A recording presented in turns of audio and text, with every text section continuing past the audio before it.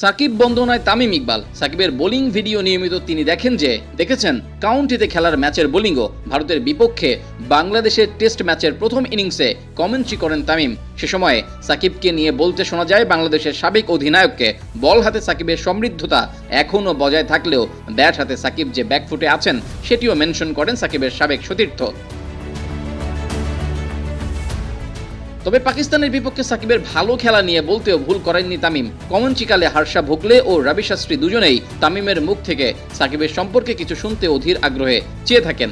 তখন তামিমকে উপরোক্ত কথাগুলো বলতে শোনা যায়। যদিও তামিম কমেন্ট্রিতে সাকিব সম্পর্কে কি বলবেন এটা শোনার জন্য ভক্তদের আগ্রহ ছিল চরমে, কেননা সাকিব তামিমের সম্পর্কে শিথিলতা নিয়ে সবারই আগ্রহ ছিল। তাই কোন ঢঙে সাকিবকে নিয়ে তামিম কথা বলেন সেটি দেখার অপেক্ষায় ছিলেন হর্ষা ভোগলে ও রবি শাস্ত্রীও।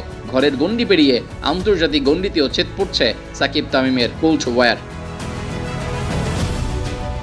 তবে আন্তর্জাতিক ক্রিকেট ছেড়ে কমেন্ট্রির জন্য মাইক্রোফোন হাতে নিচ্ছেন তামিম, এ খবর বেশ পুরনো হলেও ভক্তদের আগ্রহের কমতি ছিল না।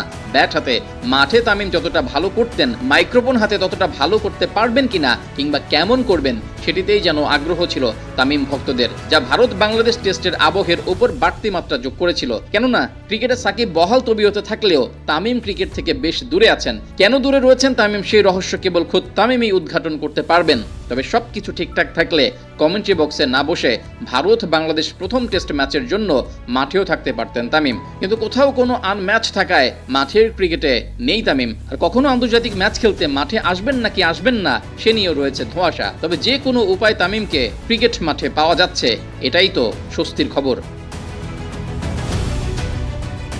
তবে কমেন্ট্রির জন্য তামিম বেশ খেটেছেন। ভারত সিরিজের আগে কমেন্ট্রির জন্য ট্রেনিং নিয়েছেন। ফ্লুয়েন্ট ইংরেজি বলার পাশাপাশি দারাজ কণ্ঠের জন্য তামিমের আলাদা খাতির আছে, কিন্তু এরপরেও পারফেকশনের জন্য তামিম নিজেকে প্রস্তুত করেছেন। রেডি টু কুক হয়ে মাঠে এসেছেন, শুরু করেছেন নয়া যাত্রা। তামিমের এ যাত্রা ভালো হোক, এটাই কামনা।